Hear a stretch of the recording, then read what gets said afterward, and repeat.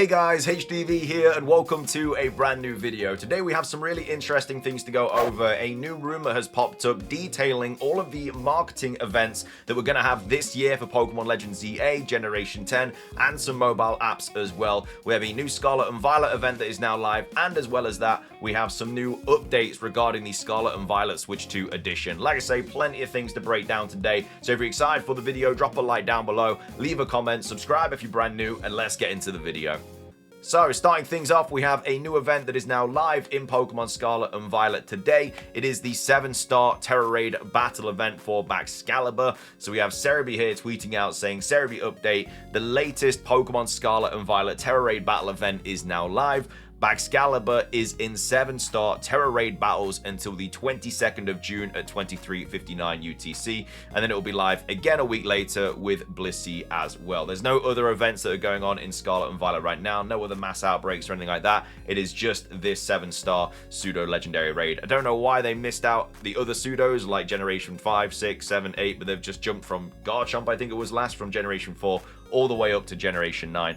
We have a bit more information about this raid event as well though. The moves that it has is Glaive Rush, Icicle Crash, Crunch, Earthquake, and then it has Swords Dance as an additional move as well. Has the ability Thermal Exchange, it is the Ice Terra type, and of course it will have the Mightiest Mark, but you can only catch it once per account. You can also get some Herb Mystica as well from doing this raid event. You can get Spicy, Bitter, Sour, Salty, and Sweet, but they all have a 3% chance of popping up. But either way, that is the new event in Pokemon Scarlet and Violet that you can do right now.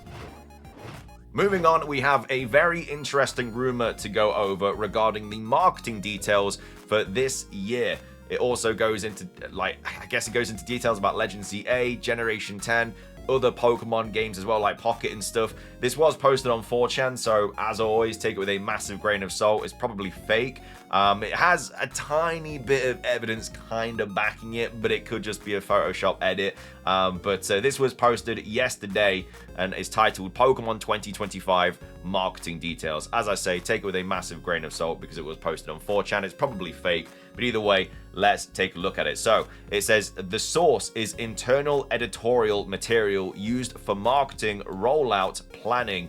It's not final footage. I have access to the write-up for the July 22nd Pokemon Presents and some World Championships promo outlines. As proof of access, I have an unreleased Sylveon EX from the Eevee Grove TCG mini set, official art not public yet.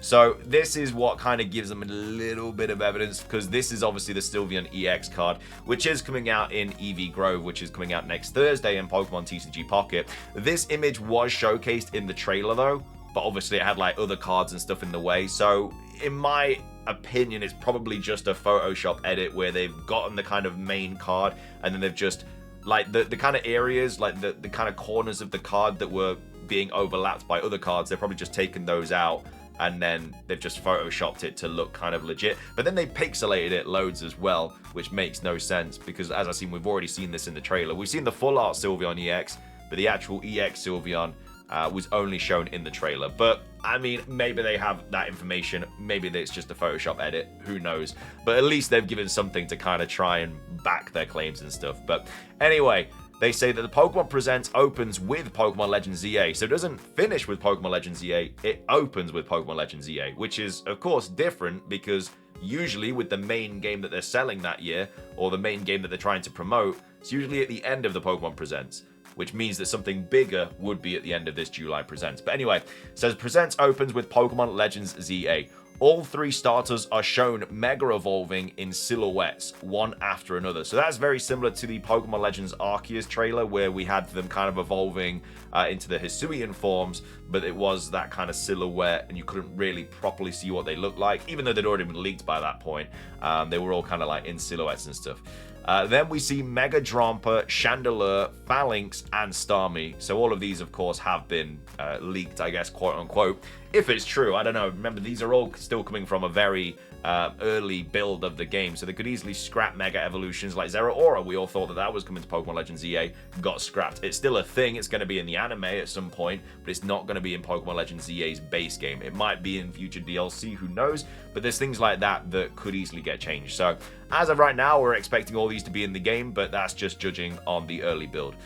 So that would be 4 Mega Evolutions plus the 3 starters Mega Evolving as well. So technically that would be them revealing 7 new Mega Evolutions.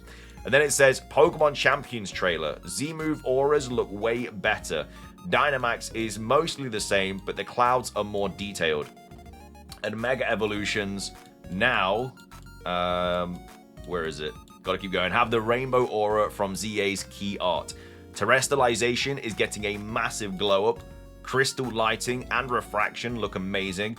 So I guess they're just kind of going into detail about how the new, all of the, not even new gimmicks, all of the gimmicks from previous games like Z-Moves, Terrestrialization, Mega Evolution, all just look better in Pokemon Champions. Which, I mean, they should, because this game is all about competitive, and those are competitive, I guess, aspects of the games. The editorial ends with a Generation 10 teaser, similar to the ZA reveal, but instead of holograms, the region's made of marble. We see landscape, but not the actual map. Names are blurred out. I don't really know why they blur out the names. But the color scheme is pastel blue and pastel yellow. Full Generation 10 reveal is tagged for the 30th anniversary in February. So this person is saying that we are going to be seeing a Gen 10 kind of snippet in the July 2025 presents. I still just don't understand why they do it. I'm not going to say it's not going to happen, because it very well could. Like, the promotional cycle for Pokemon has been really all over the place over the last couple of years. But when they have a game that's coming out in a few months, like when we hit that July presents, the game's coming out in, you know, August, September, October. It's just under 3 months, because it comes out on the 16th of October. So you got all of August, all of September, and then half of October, and then it's out. With the game coming out that soon, why would they then go and kind of promote another game? And I guess you're not really promoting it if you're just showing a little snippet, but it's still putting it out there. It's still getting people aware of it, when they could just reveal it in February for this big 30th anniversary. So I personally just, from a marketing standpoint, it just doesn't make sense to reveal Generation 10, but Pokemon are doing what they want right now. It doesn't really matter what I think. And then it says, Worlds will feature the new TCG Pocket set themed around Xerneas and Yveltal. So this would be, I assume, a August set, because we're going to get one in July, and then we're going to get one in August. We're just seemingly getting a new set at the end of every single month. So they would kind of reveal that at Worlds.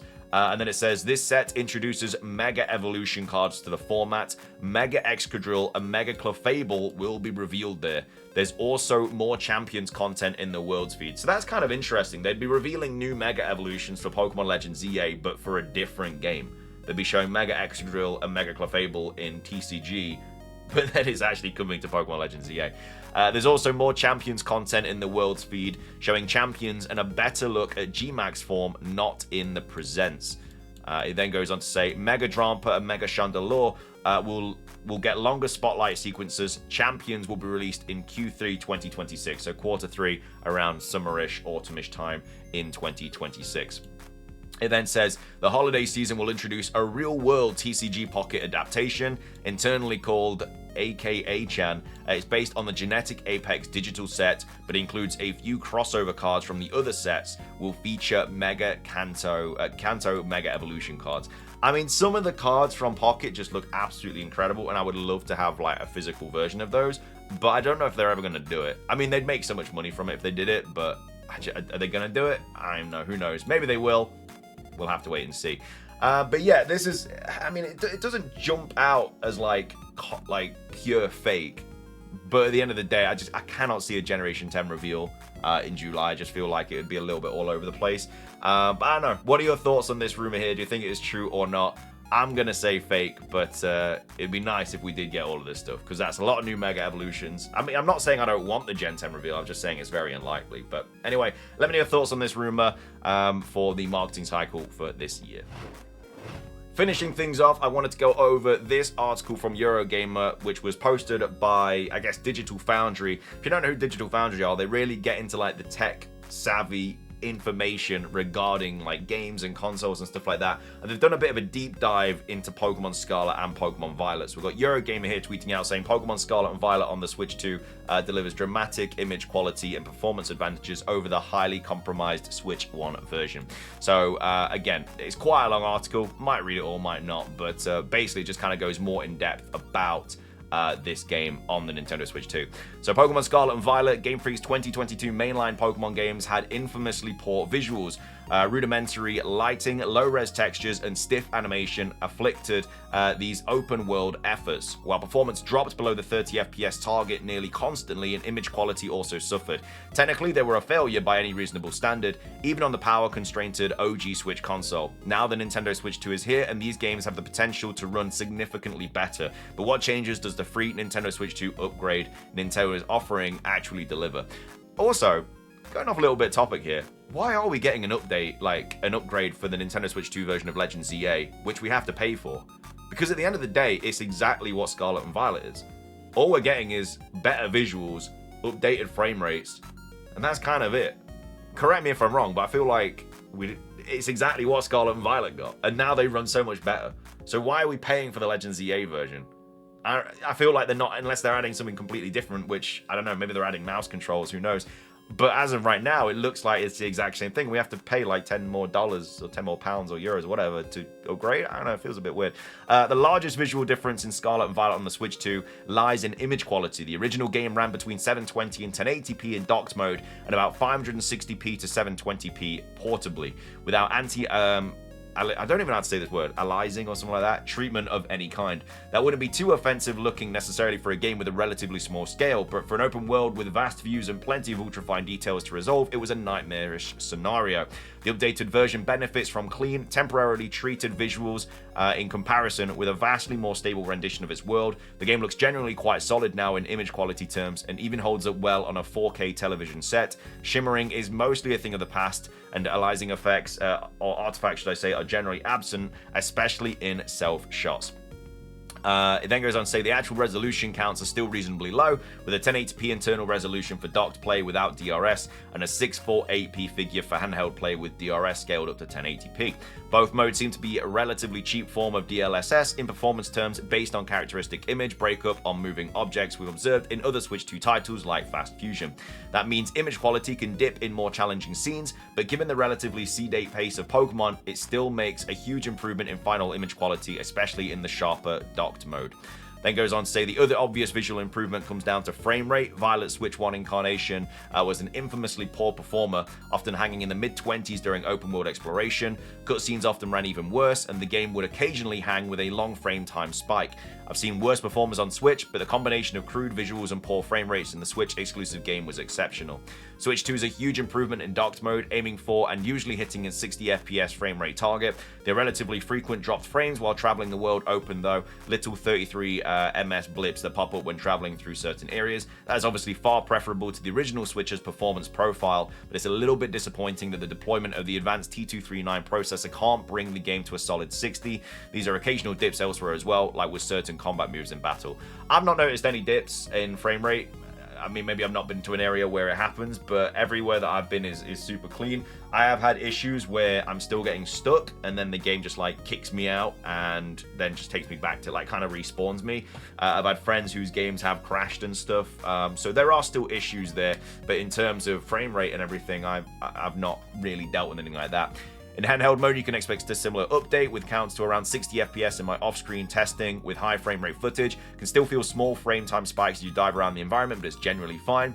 The game's animation update rates have also been greatly improved. On Switch 1, distant characters and objects often run with heavily decimated animation. Example, a distant windmill might update twice a second. Getting closer gradually increased the update rate, though the structure only updated the full rate with the rest of the game once you're extremely close, only a few meters away. Characters were badly affected as well, producing some pretty incredible results. As the Switch 2 appears to be completely liberated from this issue, at any distance you seem to see full updated animations, an improvement that likely depends on the Switch 2's greatly upgraded CPU. We also spotted more monsters spawning in while walking or driving through matched areas on the Switch 2, which is good for collectors and perhaps a bit more annoying for anyone just trying to traverse. It is a bit of an issue when I'm trying to get from point A to point B, and you see like the little Pokemon, well, you don't see them, and then they just kind of like get in your way and stuff. It used to be an issue anyway, but now it's like a little bit more of an issue because there's just more of them, so obviously you can't dodge them and stuff like that. And then obviously finally loading times are much faster. Fast traveling around the world took a fair bit of time on the Switch 1, but on the Switch 2 we get up to a 4.4 times speed up, with travel loads lasting just a few seconds. Loading times in general seem greatly improved on Nintendo's new console, which is great in use. So yeah, basically just makes the game a lot better, which, again, we kind of knew about. There are a lot of elements, however, that haven't been upgraded for Switch 2. Draw distances and pop-ins are generally the same across both platforms, for instance. Pokemon are still aren't persistent after they leave a certain radius from the player, which doesn't really match player expectations for open-world gaming. Low-res shadow maps remain, though shadow filtering looks a touch more refined, and texture resolution also appears unchanged, with low-res examples and crude normal maps viable at close range and artificial-looking tiling scenery at distance. Distant textures, should I say, do at least resolve with high-resolution mini-maps, or mip-maps, should I say, so there's greater texture detail at distance, even if the base set is identical. So that's kind of more of a swabby, tech swabby, I guess, breakdown of everything for the Nintendo Switch 2. I mean, if you haven't played it yet, for whatever reason, and you are thinking of getting it on the Nintendo Switch 2, it's definitely worth it now. I feel like you're going to play the game how it should have been played, 3 years ago. But it obviously it's just a much nicer experience now. So yeah, I definitely recommend Scarlet Violet if you haven't played it already. But it just kind of makes me more excited for Legends EA, because that's going to run just like Scarlet Violet does on the Switch 2. Generation 10 is one I'm really, really excited for. Like, that's going to be an open world game that's going to absolutely blow Scarlet Violet out of the water, I think, because it's going to be perfect from day one. I mean, there's going to be bugs and issues and stuff, but it's going to be 60 FPS. It's just going to be so nice. It's like Scarlet and Violet, but bigger, better. I just can't wait for Gen 10, man. I really hope it gets announced soon. It'd be cool if it did get announced in July. I don't think it's going to happen, but just to see it on the Switch 2 is going to be something special. But anyway, that's going to be everything for today's video. I hope you guys enjoyed it. If you did, make sure to drop a like down below. Leave a comment with your thoughts on anything we covered in today's video. Your thoughts on the Switch 2 version of Scarlet and Violet. Your thoughts on this marketing kind of rumor and stuff. And then, yeah, make sure to do the Excalibur if you are still doing the 7-star raids. But thank you for watching. Have a fantastic rest of your day. Subscribe if you're brand new. Ring the notification bell. And until next time, peace.